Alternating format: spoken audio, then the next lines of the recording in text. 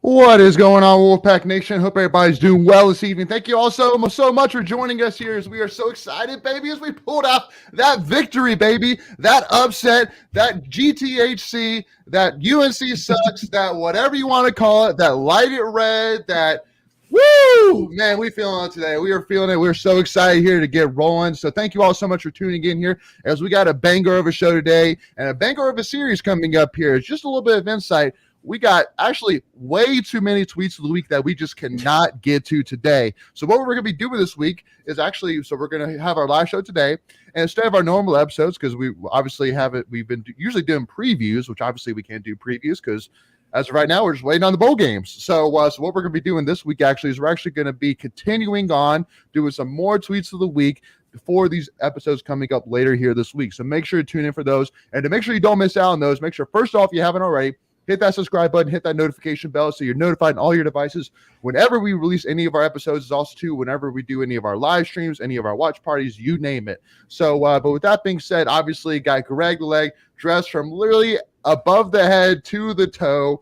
And obviously, the Carolina Sucks shirt for those who are listening in here. So we got the whole crew together, Ken's, Michael, Greg, Macon, and myself. But make sure if you've tuned in with us before, you know the drill. But just as a reminder, if you haven't already, just send us that comment. Let us know how awesome it feels to beat UNC, baby. 2 years in a row, baby.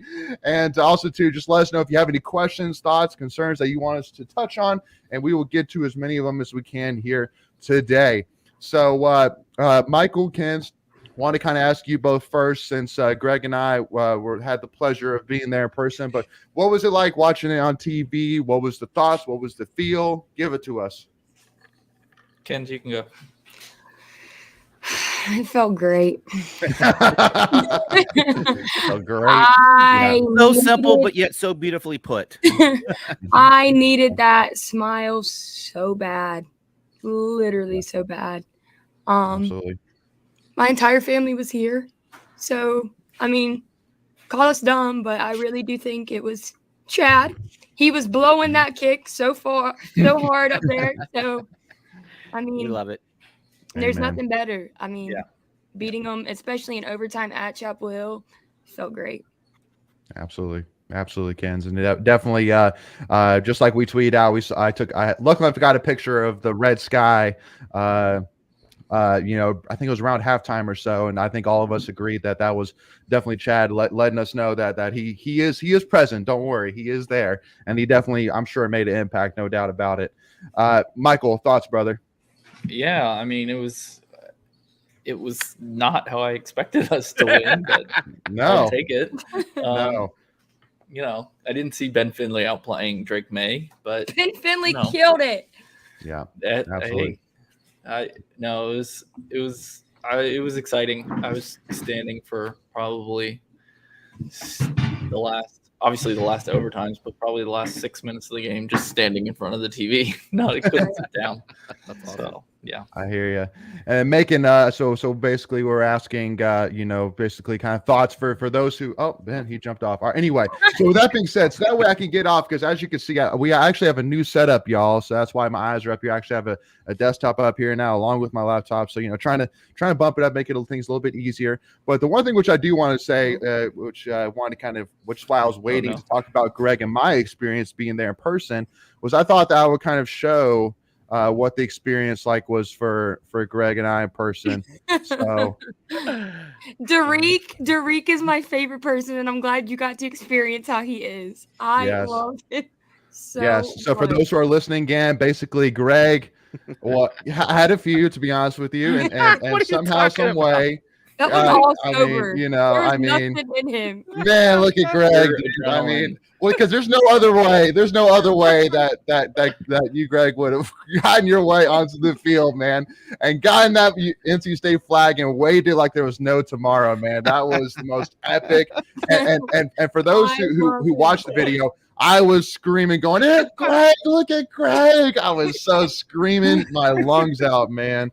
It was the greatest. Oh my God. It was epic, to say the least. I got to show it again. But Greg, give your background, man. Give the story. Well, everyone knows, and I'm kind of wore this shirt for the whole part of the story. And the game was Friday. It was the day before the 1 year anniversary where I broke my leg, obviously at the Carolina game at Carter Finley last year.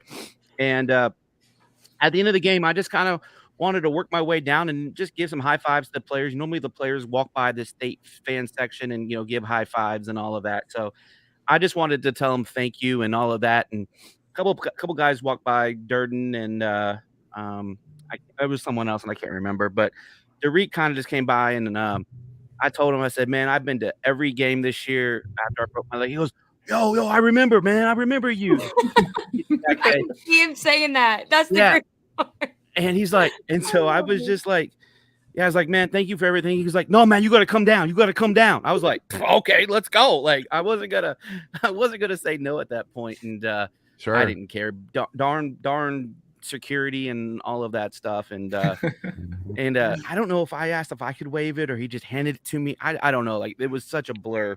And I just grabbed it and just waved it, man. It was just the most surreal full circle moment for me. I'm surprised Greg wasn't the one that planted it midfield. Yeah, really. Man. No, I was happy with where I was at, and he stayed on the sideline. Yeah, security came up and said, "If you don't get off the field, you're going to be arrested." And I was like, "Cool, give me a second." And then I just wanted to get my stuff, but I don't know, it was all blurred. I think they just chucked it back into the stands, and I think Leighton got it for me, and it was a blur. It was crazy. Yeah. It was, I couldn't believe it happened. I mean, for real. So, but shout out to Derek, and he and I have had a few moments on Twitter the last couple of days, and coolest dude. And if anyone didn't see that tweet that I tweeted out, and Coach Doeren talked about it in the press conference post game, he was playing with a bum wrist. He was playing nickel, who he hadn't played that position in 4 or 5 years. Our whole nickel depth chart was decimated by injury for this game. And, obviously last year he was the one that caught the interception at the end of the game to seal it. And so, I mean, you might call this the Ben Finley game. That's probably what people will remember it of. But, there's the unsung heroes of this team that, went out and got it done for us on Friday. And definitely Derek was one of those guys. So shout out to you, Derek, man. Appreciate you. And Wolfpack Nation loves you. Absolutely. And want to give a shout out to some of these comments here before we continue on here. So WWE Guy 59 says, go pack, baby. Got Aaron Fireball here. Hunter Smith, one of our channel members. Hunter, appreciate you being a member, brother. Greg Roberts says, pack power. Rusty Oil says, this Greg thing, getting on the field, got to hear the details. Epic. Well, now you know, Russ. Now you know the details. Hunter Smith says, God bless you, Girl Kens, from Hunter Smith. And then Aaron also said, I'll say the announcers were so bad. So I do want to ask, I've heard that they were terrible. I've Yeah. never rewatched it. I've never muted a game in my life, but they were it was to the point where they were so far up Drake May's butt, like it just irritated me. Not only that, they were calling our players the wrong names. Right? Like, really? They got Michael Allen confused with Marcus Allen on Carolina's side. And they called Devin Carter Desmond. And then Coleman, they called him Coleman at one point in the game. I was like, what are you guys talking about? Like, it was bad. Yeah, I don't know. Mm-hmm. Yep. And then Wolfpack Zone says, what up, y'all? What's up, Wolfpack Zone? Appreciate you tuning in, my man. And then Scott First, I need to highlight that. Scott First said, couldn't get it to stick to the turf. Their field is fake as their AFAM paper classes. I love that. I love that. That's a classic. That's a classic comment right there, Scott. And Rusty says, can y'all talk about Doeren's quote,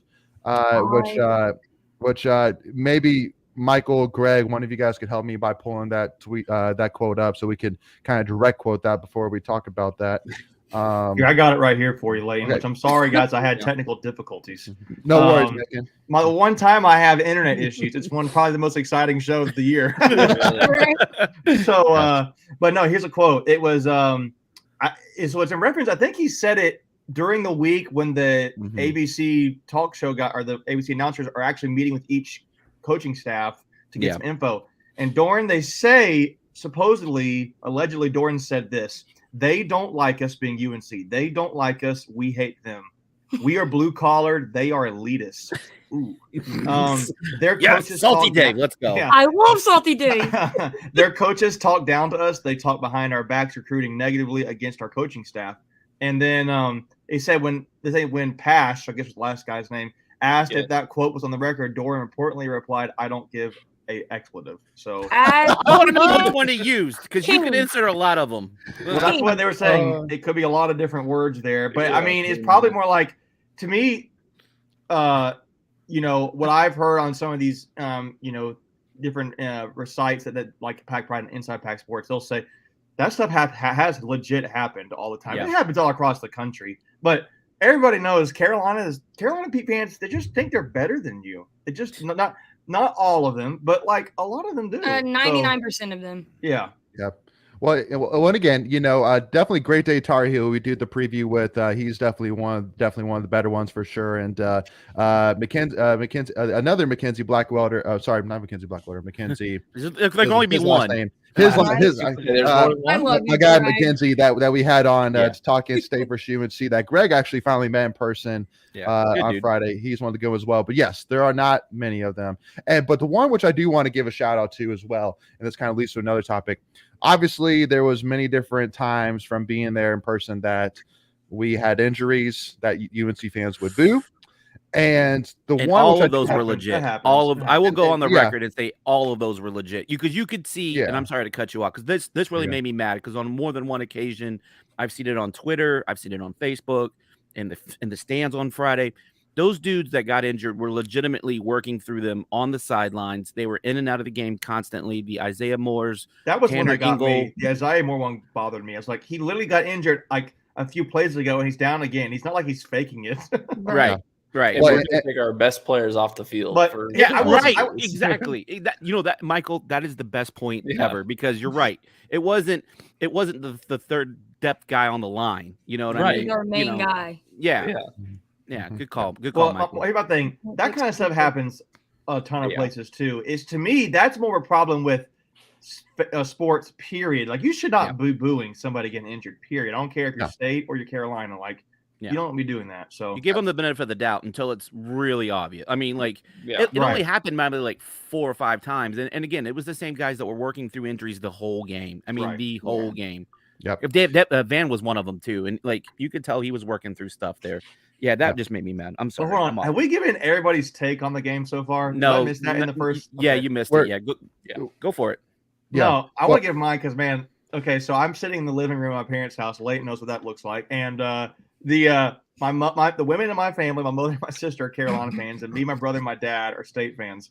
And well, not only that, you guys each went to that school. Yes, right. We went to that school. Right. So we were I was me and my brother were there, and he was talking the whole time. We're like, oh, I don't think we have a shot. And I was like, I don't know, Amos. I don't really know. And we get in there, we are losing our mind. And there was so I can't believe I was one of these stats here that State had only less than 60 yards rushing and still won the game, which means you truly won the game at the quarterback position. You just outplayed the guy. And I just thought was that the most enjoyable?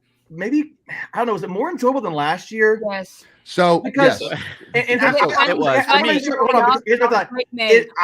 that's one of the most beat them. Yeah, I think this is probably one of the most enjoyable wins, particularly in this rivalry that I can remember. I mean, I love every single one of them. This one was guys, this guy was on the scout team 2 weeks ago, and he beat your guy. Your Heisman dude. Yeah. Man, outplayed him 100%. I just thought there were so many plays that could have happened one way or the other. I mean, you could argue State had 4 fumbles and got 3 of them back. That was huge. Chris Dunn missed a kick, but he came back in overtime and made 2. Tanner Ingles interception. Peyton Wilson had a wide open pick, hit him in the chest and dropped it. And man, I don't know. I just thought the drop pass for Carolina in the end zone at the end of regulation, put 2 seconds back. That game was great. I know even if it was the other way and State lost that game, that was a great game. And I think ABC got their TV ratings worth, but man, the fact that Ben Finley came in and won that game with, Devin Carter's best game of his career of the year. Who came back from injury that we didn't know about. He was going to be in this game. Right. I mean, he had 10 targets on 6 or 7, 7 receptions, and then 130 some yards and a touchdown. That fade there at the end to him them stiff arms he threw out was reminiscent of last year with the Mezzi. I mean, it was Timmons stepping up. I know in triple coverage. You could argue that was triple coverage. Yeah, that was a dime. And again, I got all those clips. I got all those clips. I know we're getting ahead of ourselves. My whole point was that was one of the most fun games I've ever taken in as a State fan. Especially with my family there. It was all together with my brother, and we were freaking Amos literally Leighton jumped in my arms and was he's a big dude. And he always in my arms like so it was so great. I mean, so awesome. Before we go on to the next thing, I have to share a funny story. So I bought my ticket Thanksgiving Day because I was trying to play the third ticket market price game, and I bought my ticket. And raise your hand if you ended up sitting right in front of me for that game. Literally the row in front of his seat. It was the weirdest thing that there's 50,000 seats, whatever in Keenan Stadium, and literally me and my family sat right in front of him. Coincidentally, yeah. Coincidentally, it was the most oddest thing. We didn't plan it at all. Swear bought their ticket 2 on months it all. Ago. It was the craziest thing. Wow. So did you find out when you got to your seats, or did you? Yeah. I almost bought my ticket. Me and Amos almost bought tickets to that game. I thought about it, but man, the fact that y'all win is probably even sweeter. So and the first thing which I want to say, and definitely again, we'll definitely get into. I know Wolfpack has talked about the Tanner Ingle interception, which we'll definitely get into for sure. But the one thing which I do want to say is, that entire game from the first snap was really just content. I was really do I want to beat UNC with everything in my soul? Absolutely. But I literally multiple times leaned back to Greg and was like, I'm so proud of these players and these coaches right now. The whole time, even if we lost, because honestly, to me, once we went to overtime, I was like, I don't know if this really plays out better for us, the overtime. Yeah, so, I honestly thought the further we went into overtime, I was like, the worse It's it was going getting to be. more and more. I didn't want to get the advantage 2 UNC. point. I did not want to get the 2 point conversion. It's becoming more and more advantage UNC. The further this game goes along. Yep. Exactly. So, but the one thing which I do want 100% shout out is all of the Dave Doeren doubters should be silenced for good, in my opinion. I'm dead serious. For his record, we were tweeting that out. Can someone read those stats of his record so far through like the last few years? Someone had that, right? Well, I did that. Yeah, I mean that was from 2018 to today. I mean, I can read that. I mean, I do have that. Give me. I don't know if Layton's got a tweet later. You got a tweet later or something, Layton? Nah, maybe, but let me say what's one thing while Greg pulled this up. You know, because really, to me, the biggest thing which I really want to highlight is, again, we literally for most of the game we're playing Derek Pitts at nickel, who Dave Doeren said is our 5th string nickel. Tanner Engel was obviously playing through injuries. Isaiah Moore was constantly getting pulled off with a hamstring injury that he was obviously dealing with.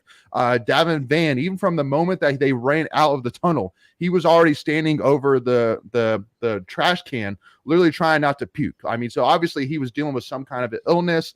Like, these guys played their butts off from the word go. Dave Doeren had these guys ready to play. He was obviously confident enough to even wear the daggone light red shirt. And again, the fact that this guy was so salty, cannot stand UNC just as much as us. Like, he is the best. He gets NC State. He embraces it. He is, just to me, it just goes back to, like, yes, was Boston College Doeren's worst loss? Yeah, I'm sorry. Well, Doeren's worst loss of his career so far? Yes. But at the end of the day, we have now, what we have seen over these last 3 years specifically, since 2020, has been nothing short of phenomenal. How many big wins has Doeren had between Liberty, UNC last year, UNC this year, Clemson last year, like, you know, Texas Tech this year? The list goes on. And how many different times do we have to swap quarterbacks? You know, like which is, and again, my argument. The fact that he had to go through 4 different starting quarterbacks in one season and won with them. I get people are saying Mike Elko maybe should be coach of the year 8-4, but they had the same record. Duke played a softer schedule, and Duke was healthier. They had their quarterback won the whole season. Yeah. So that's my argument against that. But go ahead. My thing is not even just how the games that they've won, is the comebacks and overcoming the losses. Like in 2019, different ways of winning. 2019 and lower, you would not have seen, it would have been 0-2 for the last 2 games after losing to Boston College easily. Like we would have expected it, and we would have known it was going to happen. The fact that they came out and played like that, and I say for each other, that should be their senior day. I stand by that statement. Oh yeah, there was more red in the stands than blue, so it was. No, again, it just like, coming out of that game, I literally was just saying to myself, how could any State fan not love this? Like, how can any State fan not absolutely say Doeren is the guy? Now, I mean, obviously, can we talk about Tim Beck and some of the other assistant coaches? Sure, but I'm saying in this situation, Dave Doeren alone, that any argument that Dave Doeren is not the guy, I don't see any argument that holds water. Simple as that. He was crying at the end of the game, guys.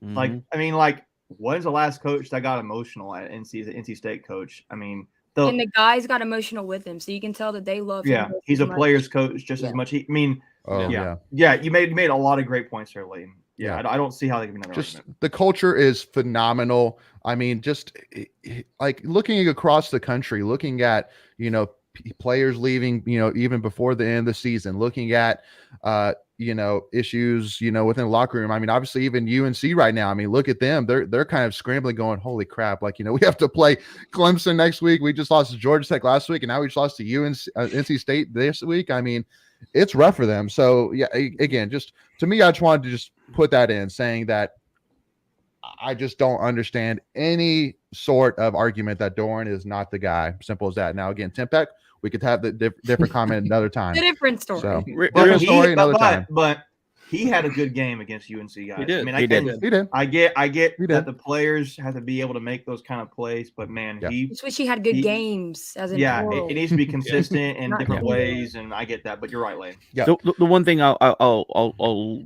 just throw out there for the Dave Doeren haters, he doesn't have a lot of kids that transfer out of the program. I mean, like you'll have a couple, but it's just a handful. Like if you look at some of these other schools, you see mass exodus every year of players just leaving, right? Because for whatever reason, you don't have that at State, and so I just think that one, they're recruiting the right type of kid, that one fits the program, fits the style of play, and fits the culture. I think those are the three most important things you can get out of a recruit. So, and because Dave Doeren, the biggest thing people say is, well, he's 38-44 in the ACC. Well, his first 4 seasons, he had 3 wins or less in the ACC. So, but if you take those out, garbage roster. Yeah, garbage roster, just trying to figure out the program, just trying to move it in the right direction. But then 4 of his last 6 years, he's had winning records, and the 5th one of those years is this year, and he's 4-4. So, not a winning, not a losing. So basically he's only had 1 losing ACC record in the last 6 years. And he holds the record for most ACC wins in a season. Now, granted, we played a more ACC heavy schedule that year, but he went out and won those games. So, you have to still win those games. Right? Exactly right. Yeah. Exactly right. Yeah. And Chris Sauls asked a quick question. I want to spend maybe 60 seconds on, but talking about sitting out of bowl game, just too early to tell, not really sure. It's just kind of an up in the air situation when it comes to that. Yeah, I think some guys, I think it depends on what guys want for their future, right? Do they want to get that 9th win? Mm-hmm. I think they've already done that. Maybe they want to get that win. Some guys just competitors, like I'm not sitting now, I'm going to compete. But guys you've already proven enough. I'm trying to think who that would even be on this roster. Besides, I don't want to say Drake Thomas because I feel like he could still make some more draft capital. I could say Peyton Wilson because he's been injured.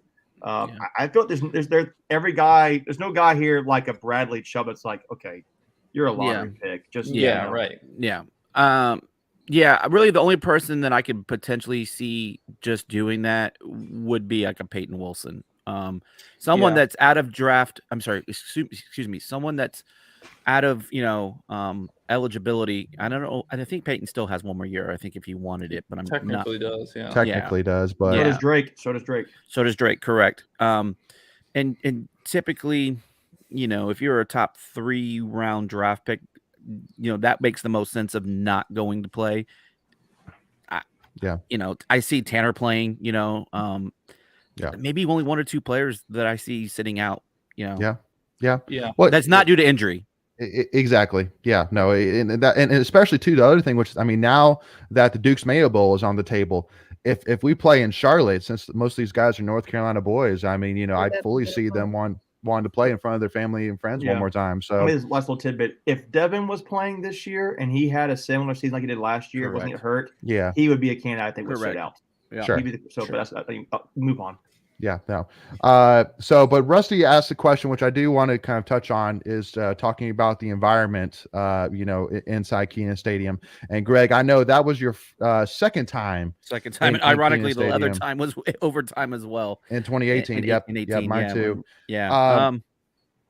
Yeah, kind of my take on it real quick, Greg, and I'll kind of let you build on it. Is, obviously, yeah, there was a lot of state there for sure.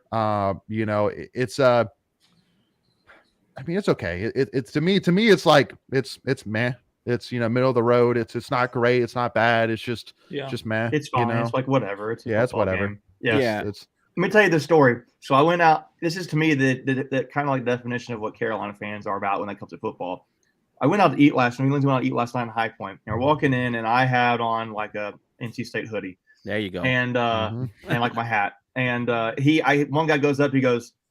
He wasn't wearing any Carolina gear, but he kind of turns around me. He was about to go get right. Well, he goes, you're wearing that gear really proud today, aren't you? And I was like, yeah, I am. Realized, okay, he's probably a UNC fan. And he goes, yeah, but we're not, that great this year. I personally don't. He goes, I don't think we're number 1 team in the country right now yet. I was like, oh, he went basketball. Wait, what? His mind was already literally on basketball. They're playing for an ACC championship. You realize we just played each other yesterday in football, right? And won. Like, he wasn't even talking about football. He's like, well, I don't even think we're number 1 team in the country, but maybe we'll be. And I was like, bro, yeah, you're right. I was just like, wow, that's a. I said, Liz, did you see that? Like Well, we need that soundbite, bruh. Well, and my story too. After the game was during the game, there was this guy in front of us that was just kind of heckling us, but more just mocking us, really more of anything. Yeah, just shooting the yap. And after the game, he turned around to us, and again, this was me, my wife, and my parents were there. And my dad, by the way, is and just kind of give a little bit background, was kind of the most hush guy. Like he's not really wanting to get into it. He's just very chill, like not really saying much of anything. Well, the UNC guy turns around and was like, well, we just had to give this one to you guys because y'all are gonna be sitting at home next week while we're playing for the championship, baby. And literally, multiple times, I just really bent down to him, was like, really, like being like, please tell me you're joking. Please tell me you're joking. And my father, who again doesn't get into anything whatsoever, says, we just whooped your butt, brother. Like, what are you talking about right now? And I was like, bro, my dad, dude, what the heck? And multiple different UNC fans were like, enjoy, sitting at home next week. That's all they had. Real quick, my experience. Go for it, Greg. Very late arriving crowd, like super late arriving crowd. Yeah. And then when it was all said and done, the fancy end zone where the scoreboard is at, it was maybe half full. The corners had some empty. Now I will say the students showed up for them. I was a little bit surprised in that regard, that they showed up. No, I mean they were there pretty good. I would say 95% of the student section was full. Layton's comparing it to our student section. Well, I was gonna say for ours would be just filled to the brim, like students like this. Yeah. Well, no, I hear you. And I know you weren't on last Monday because you were at the hockey game, but the thing, it was during holiday break. So for that many that showed up, Sure. So that was, where I was giving them their little mini kudos. But here's the problem: you can't tell an empty seat at Keenan because the seats are blue. So you really didn't even know. They did it on purpose, though. Yes, sir, they did. Yes, sir, they did. Mm-hmm. Reduced seats doing it too. Yeah. So I thought it was funny how they turned the scoreboard off right after. Real quick. I noticed. I was gonna get a picture. I was like, there was a picture going around that somebody took. One of the media people said, "This is 15 minutes for kickoff," and it was like nobody. And the band was on the field and everything, and there was nobody in there. 10% full, something like that. Yep. Now, the one thing which I do want to say is Wolfpack Zone goes out there saying Tuquavian Smith is better than Caleb Love. Period. That's easy. That's easy. This year it's easy. Yeah. Come on, this year eyeball test. Fruit. That's an eyeball test. Now, I'm telling y'all, my dad is working hard as hell up there right now. Well, Caleb Love had a lot of numbers this game. Against Alabama, I just watched that. It was a crazy. Because it's 4 overtimes. It was 4 overtimes, exactly. Yeah. New career line, 32 points. He had to still score 32, but it's like it's a whole other half. That's exactly right. It's another 20 minutes. Now, I know that a lot of people in the comments are talking about Leary, and we'll definitely, maybe throw around some conversations about that in maybe next week's live stream. But obviously, we got way too much to get to today. We can't talk about that today because that's all speculation. But that being said, though, I want to finally get to some highlights from that awesome game. First one here, which isn't really the biggest one, but the thing which I loved here was Kenton Gibbs' quote of "Don't forget who brought you to the dance." Yes, and that's exactly why I wanted to show this, because then I still say, man, Thayer Thomas is a guy that we need to find a way to get him the ball. That guy, he adjusted so beautifully and so clutchly to what would lead up to be the Terrell Timmons touchdown. Like that guy is in the conversation for one of the best wide receivers in state history. I mean, he did not have a big stat line either. He had probably one of the worst stat lines. He had 2 or 3 catches on 2 or 3 targets for 2 or 3 yards. So that might have been literally all he did statistically is that one play, relatively speaking. But could I just pause you for 1 second? Yeah. Look, he had 2 guys on him. Right? I get it. So no, my point is that frees up other guys. So sometimes your best weapon can make others better by getting all the attention. It was clear that was UNC's game plan, right? Take away Thayer Thomas in the passing game. Yep. Exactly. So I just wanted to give a shout out to, because Thayer's been absolute one of the biggest shockers for sure in terms. Obviously he came in as a walk-on and has never looked back. One of the most beloved NC State players in probably going to be in history. All right. I loved him so much more after his "What Happened" video. Yeah. What up? Yes. What happened? Yes. I look. He's not going to get the national attention. Obviously, but in state, legendary or state lore. I just wish we could find a way to honor that dude, right? Like he's not going to get his number, put up on Carter Finley's wall, and he's not going to probably get a patch. But man, like the student section right underneath. Yeah, I mean for sure though. I mean, like in recent time, I don't know if you can name another state player who has done more. And this is no disrespect, done more with less, right? Because he came in with no expectations. As a walk-on, more of a baseball player than a football player. I think Dave Doeren, if I'm not mistaken, he went to go recruit somebody. I don't know if it was Drake, correct, or somebody else, and he just Ricky happened Person, to see he happened to see Thayer Thomas have a game. He's like, who is this kid? Like, it was Heritage, right? Is that where he went? Heritage. Yes, Heritage High School. Yeah. But I remember that story. It was almost like I didn't even go to watch Thayer Thomas. I just happened to see him play. I was like, wow, who is this guy? So yeah. So I don't know. Again, I got to do something. And he's a guy to me, he's up there in the record books of NC State galore. That's why to me, it's crazy that he really is up there, in terms of the conversation of if you were to put together like an all-time NC State team, like he's up there in the conversation. At least I'm not saying he is there. I'm just saying he's definitely somebody worth mentioning. That's all I'm saying. He'll be a pro. So it's crazy. He's just one of those guys that he just got better every year, right? Like he just like he didn't rest on his laurels. He just kept grinding, right. And I think better I think he was been referred to as a grinder in some of like the things that I've seen or heard or whatever. Absolutely. So now moving on to the next clip, got to give a shout out to the Terrell Timmons touchdown, which was a thing of beauty by Ben Finley. Triple coverage, yes. Triple coverage. You can argue that it was. I mean, he had three guys running right behind him, so I would definitely put that in the triple coverage. He ran so fast. And he's he right. ran so fast he blew the guy's hamstring out. That safety there, if you look back, all he needed to do is that safety to bite just a little bit. Yep. And but man, the fact that that Simmons has emerged like that, we've been trying to find that deep threat the first half of the season, right? Like that's huge. Just to even have one guy that comes in on a few snaps and be able to make a play like that and count on a guy be able to consistently make those kind of catches. That was the argument last year, right? State didn't really have a guy who could really take the top off this the defense, right?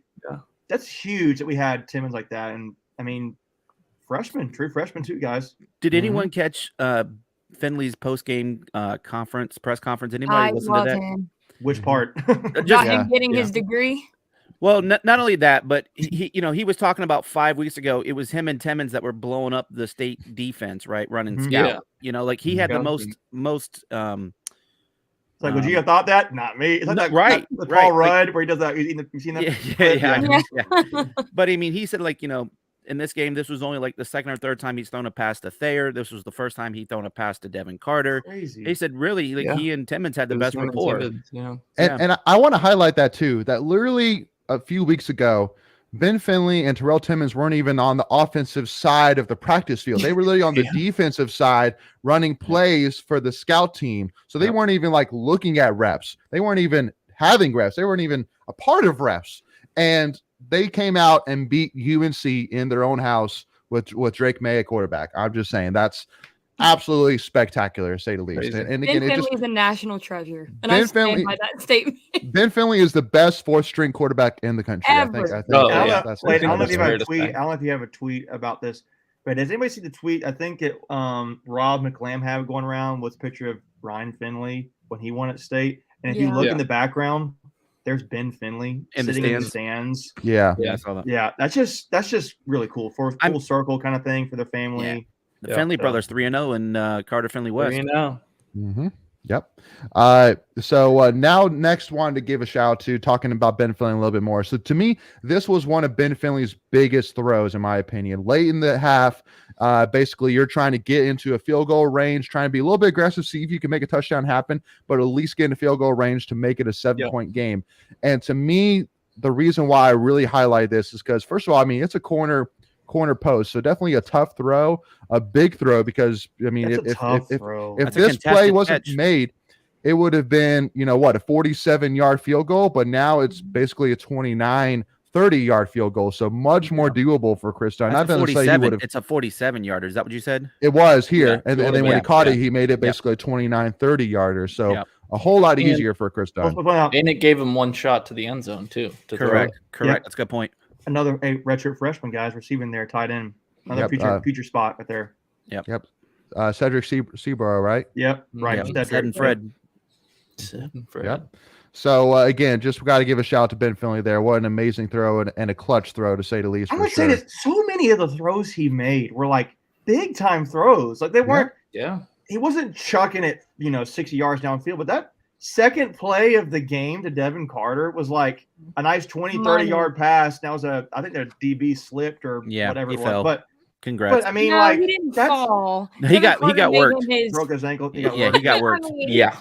No, he definitely got worked. I was being very sarcastic when I said it, because that was everyone saying he fell. No, he got worked. Devin Carter almost. Devin Carter posted it. He made sure, because everybody was talking about that. He made sure to add that in his Instagram post. Him like dogging Storm Duck going down the field.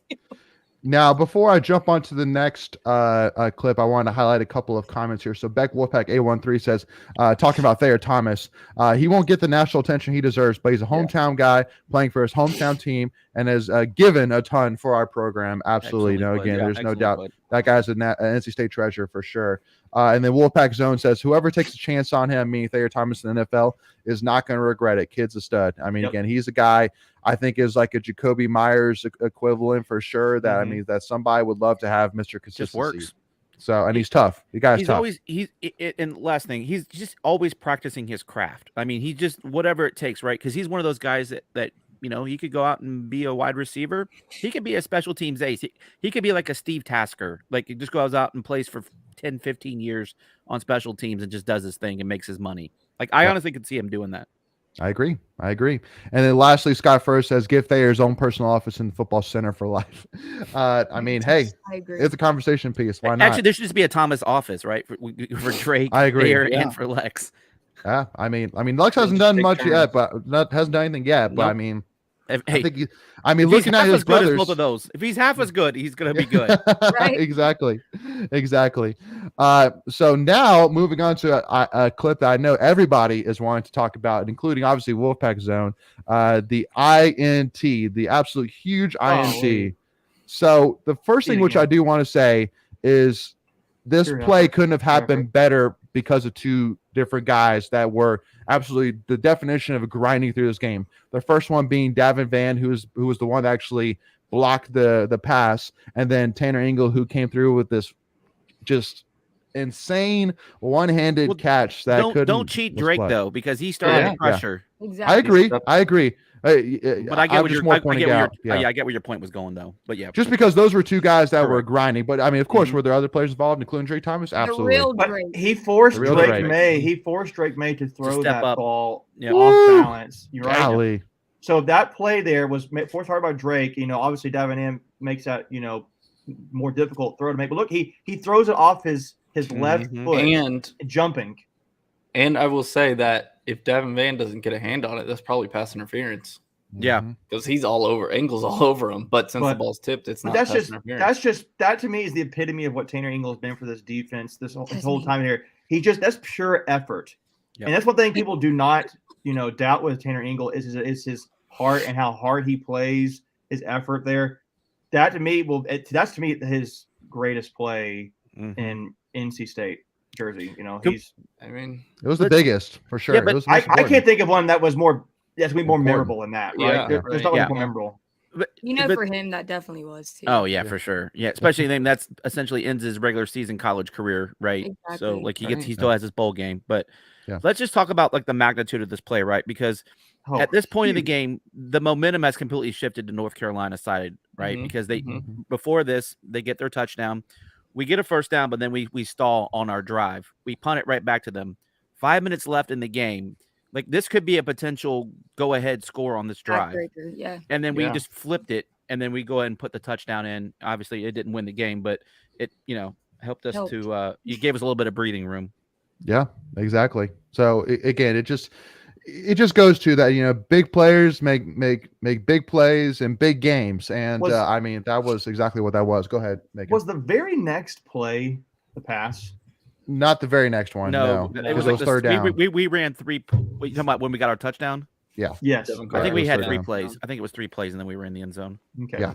Exactly. Now, the one thing which I will say too about the Keenan Stadium, which this was an annoyance for me, was that we were actually so low that we actually legitimately could not sit, because if we sat, we wouldn't be able to see the field because the players were blocking it on the bench. So we literally had to stand up just because of the fact that if we didn't, we wouldn't have been able to see the games. That was one thing which I do love about Carter Finley, is that since the lowest seat is on a ledge, that I mean, every seat's a great seat within Carter Finley, but you cannot say the same about Keenan Stadium for sure. But it's easier to get over the wall at Keenan.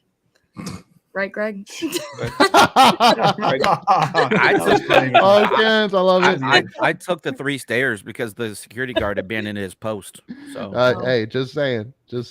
But you're right. I could have Humpty Dumpty that thing. Over. Yeah, no, absolutely. And Hunter Smith also points out that there's a ton of NFL potential on this team. And that's absolutely true for sure. There's tons all over this field.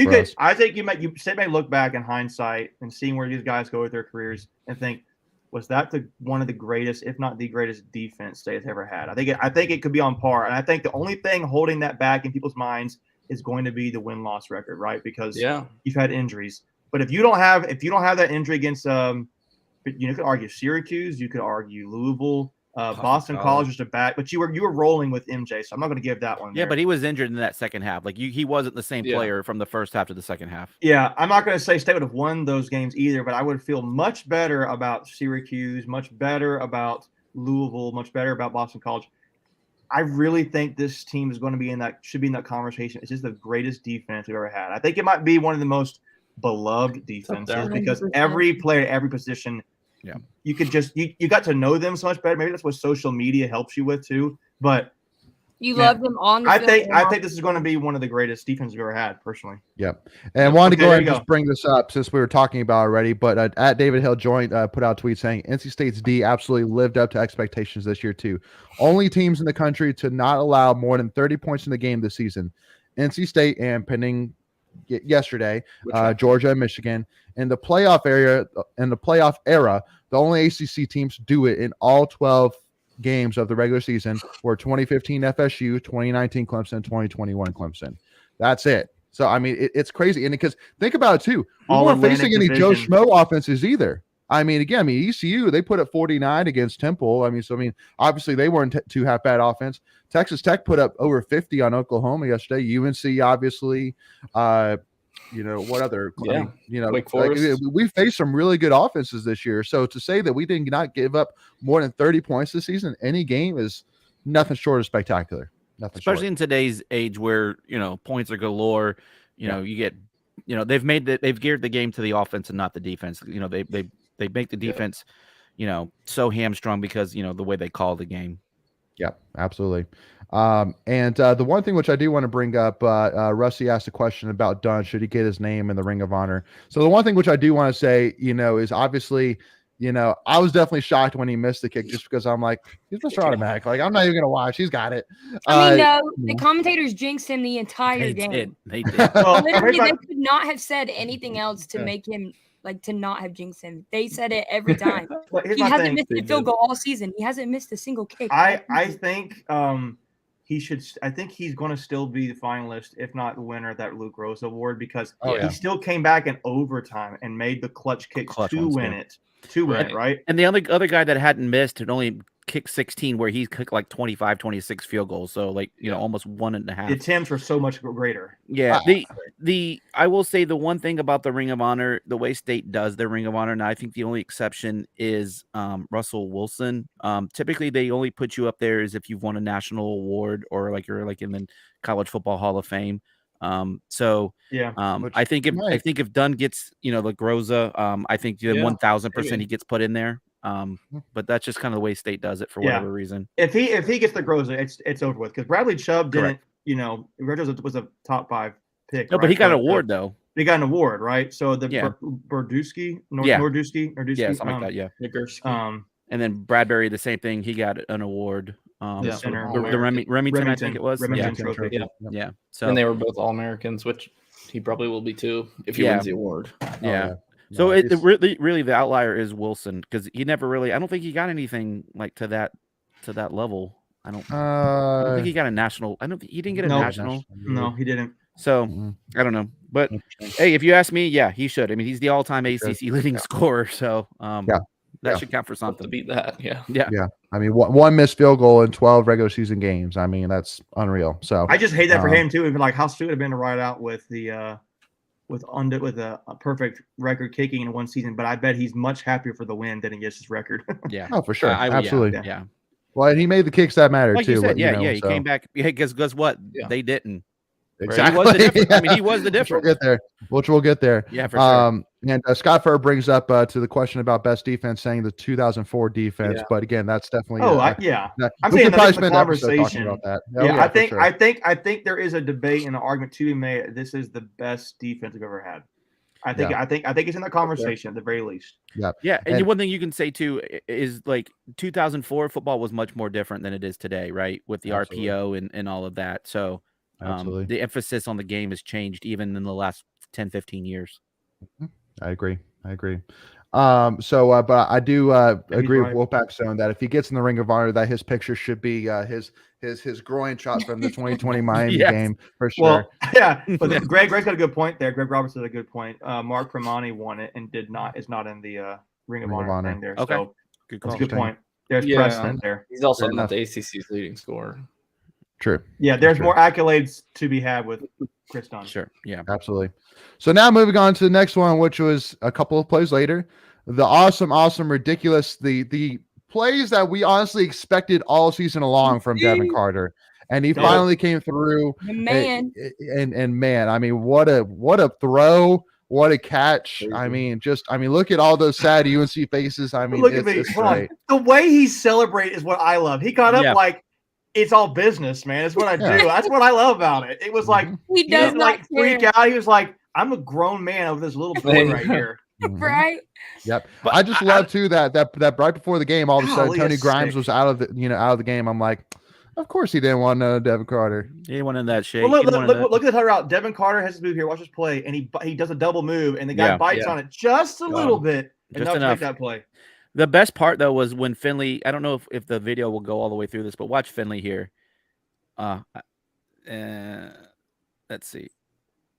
No, guys, I wouldn't show it. Maybe it was the other play.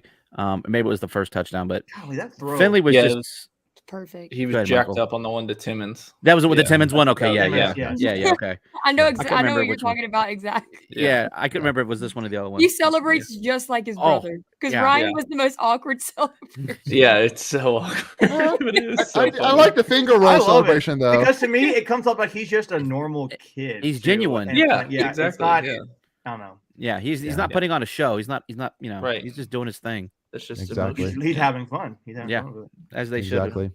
All right, now finally for the last clip. Can I stop real quick? This is really fun. We should do this more often. This is so great. I wish I could relive that game over and over again. We should make this a yearly tradition. Every single year on November 26th. I love watching UNC lose over and over. I mean, I definitely can see myself watching this in the dog days of summer, probably at least 2 or 3 more times. But I'm just guys like there was no expectation going into this game. Yeah. No. And it was like we are balling right now. It was awesome. I honestly, when we talked, look, I know Ken's will tell you what her prediction was, but Michael and Macon and myself, I don't know what crow tastes like, but if it was a thing, I would eat it with extra sauce, probably. I predicted us to lose the game. I did too. Yeah. I did too. Yeah. Look, if you told me that because we talked about it, if we hold Carolina to 24 points, I didn't know we could score 21. Because the 2 previous games had showed that we probably couldn't, right? But we also knew that Carolina's defense was overrated. Well, actually, it wasn't even rated. I mean, they were rated next to last. They're straight up bad. Yeah. But even with all that being said, we had so many questions, right? And so I just wasn't sure. Did I think we could win? Absolutely. we just didn't know how we were going to show up for this thing. So it was Chad. I don't understand why nobody. Look. I'm telling you, we had no opportunity to win. I got some chicken wings left. I'll call it crow, but that's about as close as I'll get to it. So, and actually, everybody in the comments right now is saying the game's on AC Network as we speak. Oh, so, of course it is. So what a perfect way to go. They couldn't find the Carolina semifinals from last year to put on there. Yeah, right. Field hockey. We're gonna play field hockey. Yeah, field hockey championship. Let's get excited about that. So again, finally, the last clip, the clip that ripped all of UNC fans' hearts out of their soul, and the one state fans in the crowd behind the goalpost. Well, and that's the thing. So if look you at the red. That's what I'm saying. Look at the 3 people in red, except for the guy in the red coat on the ball on the floor. Watch play through and watch the dude in the upper level. He just loses his mind. Watch. and even better. All right, so the UNC fan in the white polo to the left side of the left post. Hey, which one? They're all wearing white polos. So where the left post is, there's the guy look at the red coat in the white polo. Red coat guy. Yeah, I got you. No, I said white polo. I'm saying near there. Yeah. So watch right near there. He loses picks it. Up his watch. Was that a state? What about the state fan? Let's do that one more time. That looks like an angry. He looks pissed off. I gotta go away from my mic. I was so loud. Oh my god, that's funny. Both of them. There was 2 of them right there. Did you see? No, they show a replay of it. Did you notice Dave didn't watch that kick at all? No, he didn't. He didn't. He just looked. Watch. He's looking down the whole time. You don't see it the whole way, but they literally show the beginning and end of the kick. He literally is like this the whole time. I thought we blocked it, but no, he just shanked it. And that's the same hash that Chris missed on earlier, right? Yeah, the right. So I wonder if something with that side, and maybe I don't know, but he's not even on the hash. He's not even on the hash. Well, there is a picture on Twitter. You can find it. There's a picture where the kicker, the holder, has that ball leaning a little bit inside. It's not. I don't know if that's technique. But if you go in the still shot, it's not perfectly straight. It is leaning in a little bit. Yeah, it did look like it was leaning towards the holder a little bit.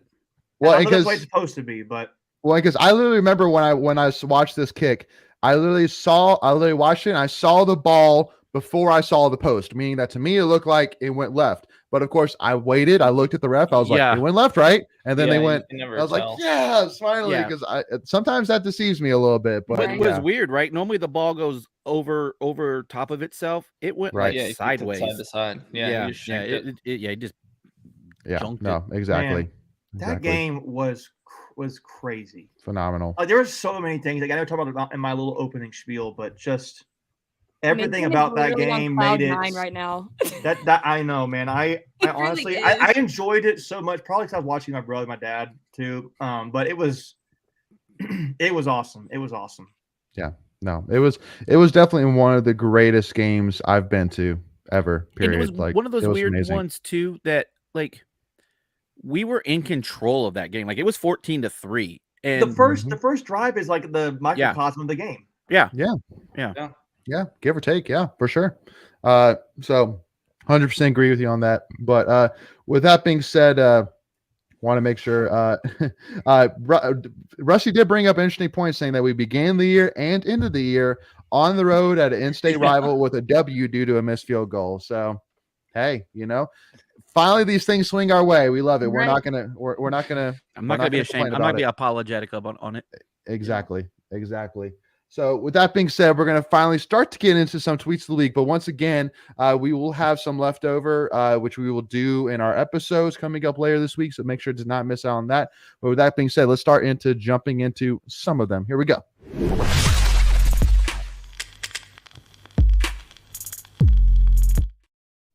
Beautiful. So the first one, got to give a shout out to our man, our love, our guy.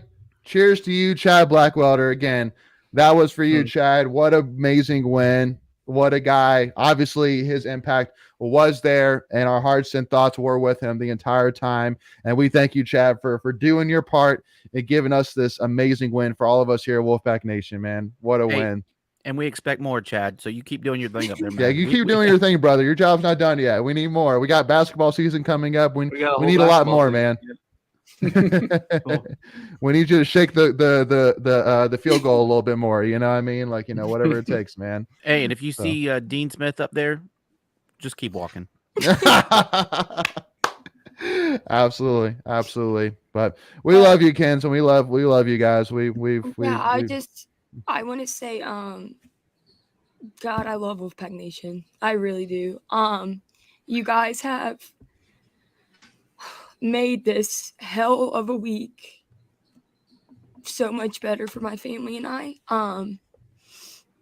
The amount of love, support we have, I don't think I've gone a single day without a message from somebody on Twitter, a call from somebody. I know that a lot of you haven't met me or met my dad, but we could really feel the love, and we really appreciate it. You've helped us get through this, and I mean, I can't thank you guys enough because it's been really hard.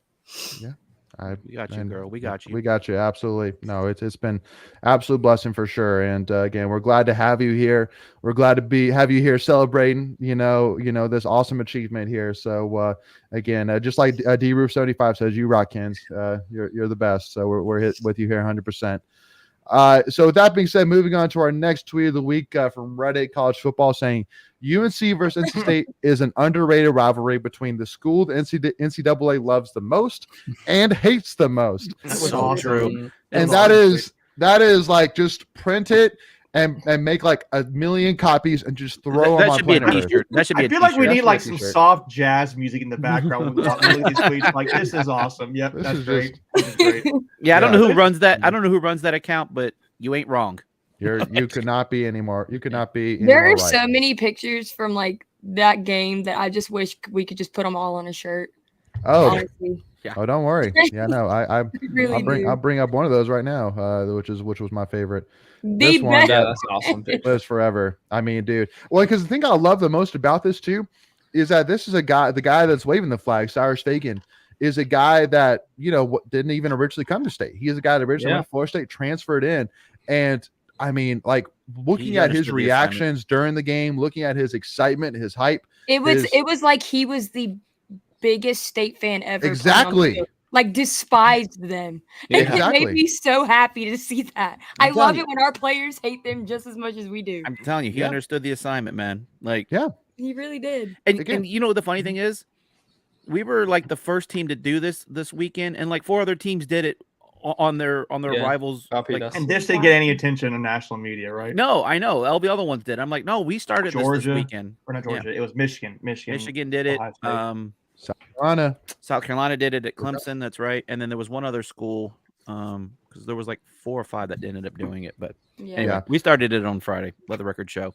Which I do gotta give a shout out to my wife, because again, for all those who know, she went to South Carolina, and I know she's watching this right now, and I know she was thrilled to be sad, just like we were, about beating Clemson for the first time. Side note, that's a bad loss for Clemson. That was on senior day to your rival and lose a home winning streak. That to your rival, that's bad. And they still had a chance at I know Michael said he didn't think they did, but I mean, LSU lost yesterday. It's conceivable TCU loses. They still had a chance to get in the national playoff. Like they 100% did. Yeah. Yep. I know Michael will disagree. Bad loss. I know Michael will disagree. Well, no, I mean, they had a chance. It was very small. Don't get me wrong, they didn't deserve it, but I'm just telling you, they had a chance. So I mean, how bad has DJU been except for against us? Right, of course. Yeah, yeah, of course. But again, some guy asked Dabo Sweeney at the end of the game, like, so is DJU going to be the quarterback for the game? And Dabo was, mad. He was like, why are you saying that? Are you trying to say DJU lost the game? And I wanted the reporter to go, yup. He was terrible. He was awful. No, granted, they had some like their special teams was not special. Teams was bad. Sure. And again, I mean, Spencer Rattler definitely has all of a sudden come out of his cocoon the last two games. Which where was that guy? Where's that game? The other 10 games, but whatever. But do got to give a shout out to this quote of Wolfpack Zone saying, "People who can't play football at state play football at Carolina." I love that. That should be on a t-shirt. That should be a t-shirt. Yeah. That should be a t-shirt. Ben Finley's post-conference comment. We'll get there. Yep. Don't worry. No, yeah, it's in the Rolodex. It's amazingness for sure. So and Chris Sauls asked, why did Dede look at the ground during the last field goal attempt? Because it was a big field goal attempt, man. He's nervous. Yeah, I mean, yeah. you know, like, I don't know. You do what you do. I don't know. Maybe you know? that's the way he prays. Maybe he prays down instead of praying up. I don't know. Maybe. Yeah. Who knows? You know, on to them. So, and by the way, too, you could be an LSU fan right now, losing at 4-7, Texas A&M. Ouch. That's what. That was the other one, Sheesh. Michael, because you were talking about LSU. That was rough. They blew it. Yeah, they blew it big time. All right, so now moving back, this one from Jack R_NC says, I'd pull for North Korea before I pulled for UNC. I'd pull for North Korea to win the World Cup if it simply meant we could win today. I love that. I think that's just hilarious. That man truly loves NC State, man.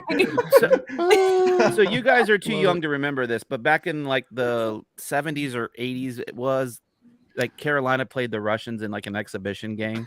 Yeah. And there was bumper stickers that said commies before Carolina. Yeah. So, like, I mean, it was a thing. So I mean, this is kind of a riff on that. So on one of the forums, I won't say which one, but if someone remembers this story, I might give myself my username away. I have a cousin who told me he's a State fan. His wife is a UNC fan, and he had to go see UNC play basketball in the 80s, early 80s against Yugoslavia. Mm-hmm. During the Yugoslavian national anthem, he stood up for their national anthem. Love it. The only one in the arena that stood up for them. But like, I was like, something like that. I'd pull for North Korea or Yugoslavia, something like that. Before I pull for Carolina. Yeah. No, absolutely. So love that for sure. That was amazing. I love that. I mean, I've always said there are few things I would cheer for before, I would cheer for UNC over. There are a few things. I honestly have to think about it because I honestly couldn't name one for sure right now. So, but with that being said, moving on to our next one. This one is from Wolfpack Stats / NC State Pack 18, and basically to kind of give those for those listening in. So the Wolfpack Stats tweet is basically pictures of 8 different UNC defensive linemen, 2 of which are 5-star recruits. 6 were 4-star recruits.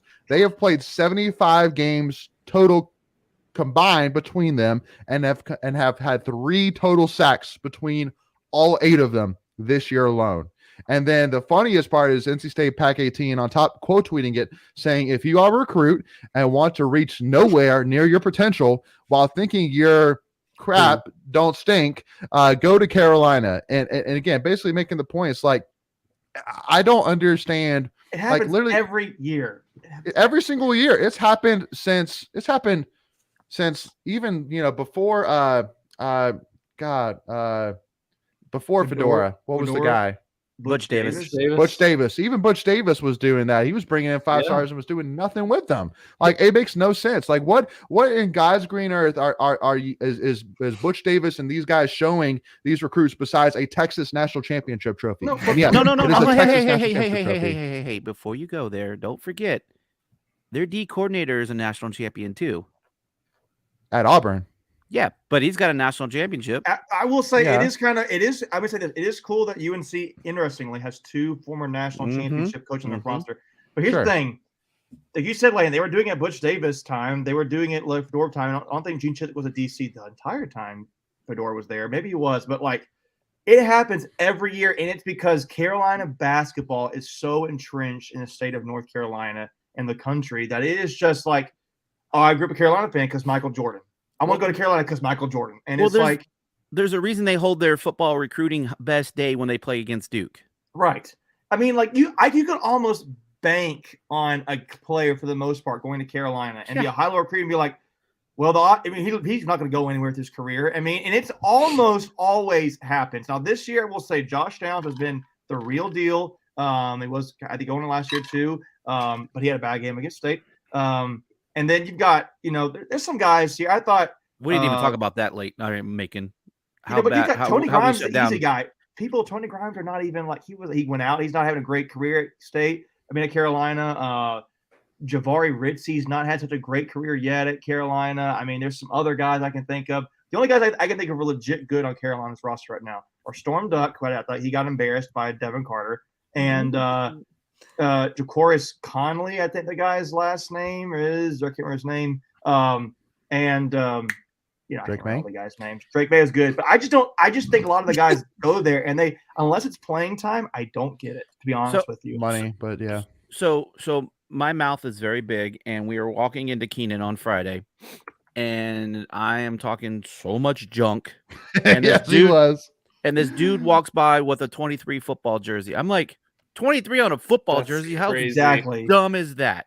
And the guy, I don't know who, I don't know, hopefully he doesn't listen, but the nerdy kid that wore the turtle sweatshirt. Remember that guy? You know which one I'm talking about? Hey, yeah. A guy. He goes, that's Power Eccles. Yeah, because people are buying Power Eccles jerseys. Get out of here, man. Like you put a 23 on there for Jordan. Yeah. No, again. Anyway, I'm done. Yeah. No, again, it's a conversation piece, you know. Does it sell? Probably. I mean, if you're a UNC fan, if you can have a 23, it goes back to that fan I saw here last night eating dinner. He goes make a comment about it, and he's already talking about football. Like, it doesn't even faze him. Like, you realize we just played an NC State versus UNC football game last night, right? Like, exactly. It goes back to their elitist attitude, and Dave was right. Yep. I don't disagree with him one bit. I just love you said it. Call a spade a spade. Call a spade a spade. Amen. So, but do want to give a shout out to Scott Furr here on this comment saying Carolina doesn't get 5-star recruits. Recruits get 5 stars because they get recruited by Mac Brown, Butch Davis, same with Florida State and Miami recruits. I mean, it's the love fest. Yeah. Let me add one more. Let me add one more thing here. I'm going to go back to the quote comment that I gave a week or so ago. There's a 4-star safety committed to NC State's recruiting class right now from Florida named Damon Fagan. When he committed to State, and I know you guys remember where I'm going with this, he said, I made a business decision. Yeah. I mean, it's starting to trick. When you go to State produces NFL players, and people, high school level recruits are starting to see that. So I'm going to leave it there. Amen. Yeah, and I think the coach Megan said mic drop. Yes. Yeah. Well, I think the high school coaches too now can see through all the BS of what Carolina does and what we do and other schools in North Carolina do. So I think that tide is starting to shift, and the narrative is starting to shift away from them. You know, I was watching. I love watching the enemy when we beat them to see like how their fan bases melt and whatever the rival site is for North Carolina. Inside Carolina. Okay, that's what it is. Okay, I don't even follow them, but I was. It popped up on my feed today, so I watched it and. They were just like losing their minds. Well, it's a good State defense. No, bro, it's a solid like top 20 in the country defense. Like it pained them. Like they did have a couple of good points, but they talked about how the fan base has already shifted to basketball. I mean, to your point, like it's just showing they don't care how much less competition there is on the coastal side. Like, you know, like that was the first, like that wasn't just Carolina crap in the bag. That's Carolina. Like they just finally played a good defense. Like Georgia Tech was close to representing the coastal in the championship. Like had Wake Forest beat Miami. If they beat Miami and Wake Forest had somehow held on and not lost to Carolina, Georgia Tech would have been your representative. Yeah, that's crazy. Well, they wouldn't have even needed Wake because Georgia Tech ended up beating UNC, so they would have had the tiebreaker. That's right. You're right. Actually, yeah. Wow. So that's crazy. Even less. You were one game away from having a coach without a full head coach being. That's a tweet. That's a tweet for you to put out, Michael. That's a good tweet. I don't think you'll realize that. That's a crazy thought. You were one game away from a team without a head coach being in the championship game. Yeah, that's crazy. On their 4th-string quarterback too. Yeah. They were on theirs. I think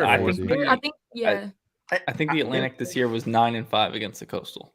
If you're a UNC, it's funny. Like if UNC's playing a team with their starting quarterback, they're probably fine. But if they're playing a backup, they should probably be worried. Watch out! Watch out! They got their backup in. Oh no! They're playing QB3. Oh my gosh! Yes. No, exactly. I mean, Duke almost got him right because like it was 38-35. Exactly. Right? Duke should have beaten them. That was pure luck. Yeah. Yes. They had a bad call at the end of that one. And by the way, D-Root brings up a great point. Yes, we are all team Clemson. We are just we need Clemson to figure their crap out and just absolutely smoke the heck out of UNC. I'm usually look at Russell Orals. I will not. Nope.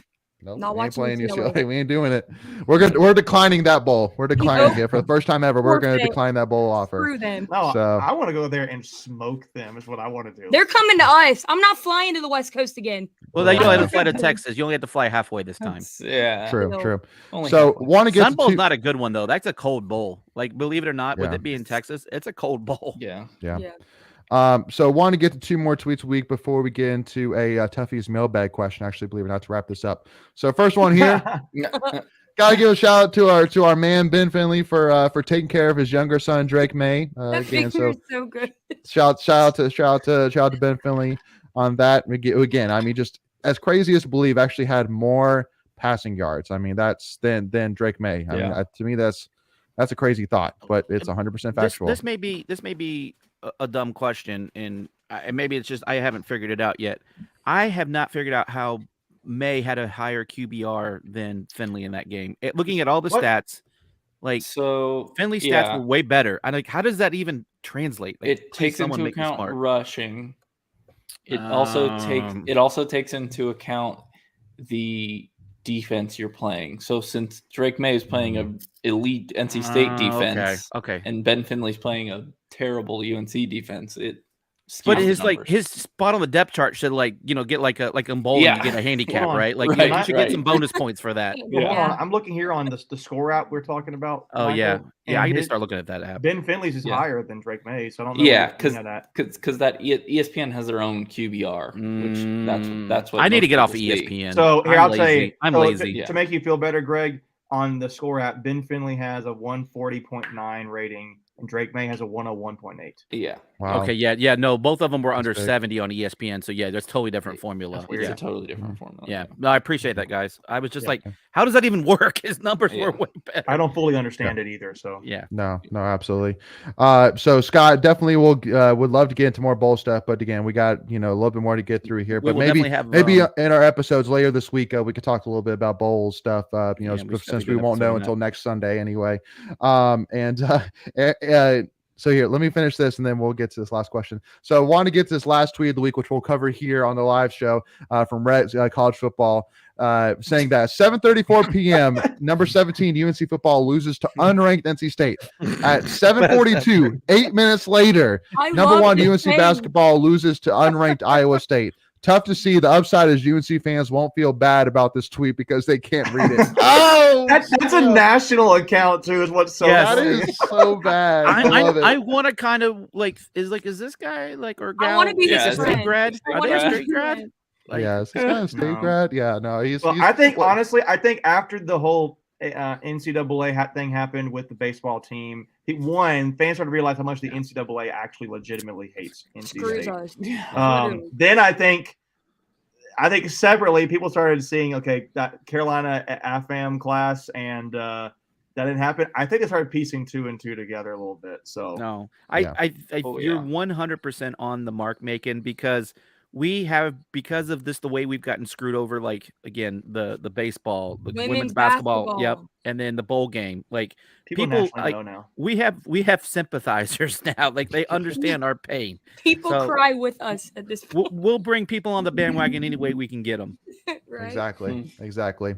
All right. So now, kind of finishing off here, wanted to get to a Tuffy's mailbag question here from Kelly at NCSU Fan for Life, saying, "Hey, Tuffy Talk and a bunch of other people, would this year have looked different? Would this year have looked any different for NC State according to the upcoming realignment, or at least would the new realignment have created a different championship scenario other than UNC versus Clemson?" And my immediate screaming thought is, well, first of all, it's kind of tough to say just because, I feel like that, like, for example, Syracuse at the beginning of the season was much more formidable than they have been later in the season. Florida State has all of a sudden been much more formidable later in the season. So it's like, who does UNC play? When do they play them? Because if UNC played them like right now, FSU right now, they would lose that game. Right. So the only thing I would say you can know for sure is that you would not have played Wake Forest and you would have played Duke, right? Because with the new alignment, it would have been interesting. It would you're playing every year Clemson, Carolina, which we do all the time anyways right now. But then you're actually starting next year, you're going to play Duke every single year. So playing Duke versus Wake Forest, I think it was a at this wash. point. Yeah, I think it's a wash, right? So that's the only thing you can know for certain in terms of answering that question, in my opinion. Yep. And also too, got to give a shout out to in-state football for being the 22 Mac Brown state champions, baby. So let me say this too. Let me say this about recruiting. Yeah. State can now take this in the offseason. 8-4 it does sound a lot better than 7-5, guys. And 9-4 sounds even better. Well, I get that. You can get a bowl game, win that too. But my point is, they can go in recruiting, and that quote is out there for Dave Doeren.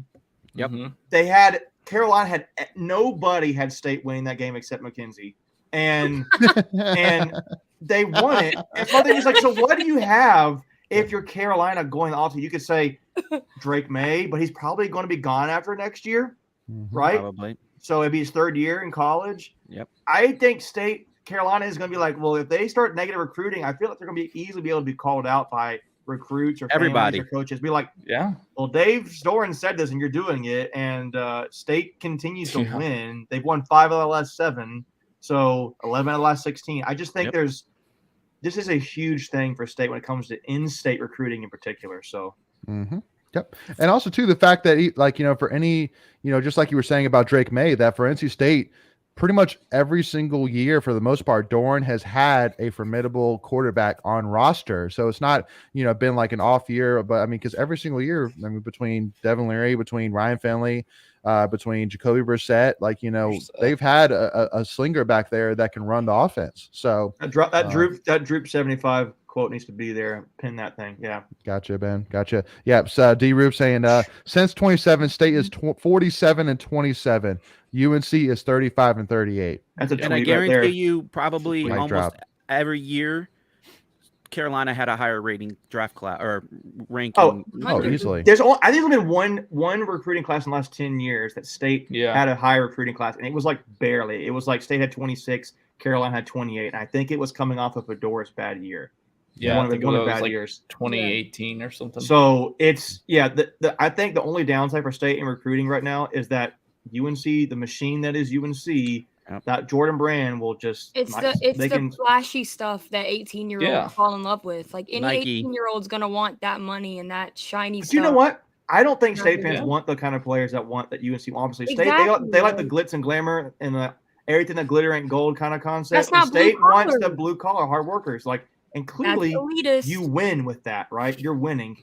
And I don't think Carolina's going to like this realignment stuff because they're not going to get the coastal teams every single year, right? Exactly. The one thing that you just brought up a point that what was it? Inside Carolina? Is that what the whatever they're called? The one thing that they noted in that game was that State won in the trenches on both sides of the ball, and they attributed that to attitude, and that is what wins ball games. And so for me. Yeah. So for me, it was like, you're dang right. So wait, say that one more time. Make sure I heard that right. Yeah. So from their take, right? Because they're at their opinion that State won in the trenches on both the offensive side of the ball and the defensive side of the ball, and they attributed that to attitude and want and will and just being a quote unquote being a more aggressive team, right? More aggressive team. And that Carolina needs to learn that. Ooh. Yeah, it goes to Russell Orwell's quote, Argyle makes me nauseous. Who puts Argyle on your football? They put it on everything. That's gross. It's I don't even want to go there. It's back to elitist. That is, Yep. I agree. What are you too good? You're too good for a pinstripe? All right, Wolfpack Nation. Well, again, first of all, I want to say thank you all so much again for tuning in for definitely, I think, has been our most enjoyable live show that we've ever had.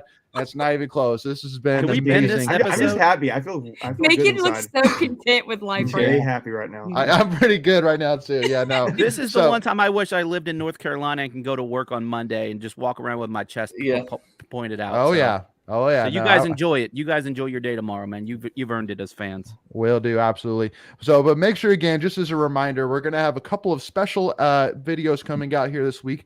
And then later this week, we will have our 2 episodes where we will continue to talk more about this game, talk about men's basketball, women's basketball, we weren't able to get to today, but we will definitely cover that in the episodes, and also to cover the rest of our Tuffy's tweets of the week. So again, and make sure you don't miss out on any of those videos. Make sure, again, if you haven't already, hit that subscribe button, hit that notification bell, which is free to do. and to make sure that you're notified on all your devices whenever we go live with any episodes, live streams, or watch parties, which we will definitely be doing more of now that basketball season has gotten underway here. And also to make sure, if you haven't already, if you enjoyed this and if you laughed and enjoyed just as much as we did, if you wouldn't mind, please hit that like button. As again, that's another free thing to do, and it really helps share the video with more of the YouTube community. And lastly, if you haven't already, give us a follow, Tuffy Talking Now, on Twitter and Instagram. We are heading towards 10,000 followers, believe it or not, and we are and we would really appreciate your help in getting us to that amazing achievement for sure. Real quick, Aaron, yes, I'm going to the bowl game as long as it's Texas or East Coast. Yeah. Come on, okay. Greg. Yeah, not West Coast. Come on, Greg. What's the matter with you? Greg? You are not committed. Look, I've already done 7,500 miles, so you know what? Maybe are you even a real fan, Greg? If you don't go, you know what? Actually, if it's West Coast, I'm going. All right. I hope it's on the West Coast now. I go over 10,000 miles. Yeah, there you go. You should be able to fly with the team at this point, right? Right. Say it here. It could happen. I mean, you went on the field with them. Just ask Doeren. Yeah, really. Yeah. Anyway, we got to wrap this up. Go ahead, Leighton. I don't know if Leighton may have lost his signal. So I will wrap it up for us unless he kicks back in here, guys. But hey, thank you guys so much for tuning in this episode. Who knows? This might be going live for the next 10, 15 minutes and we'll be done here. So, yeah, there he is. I'm here. Mr. Leighton. Sorry.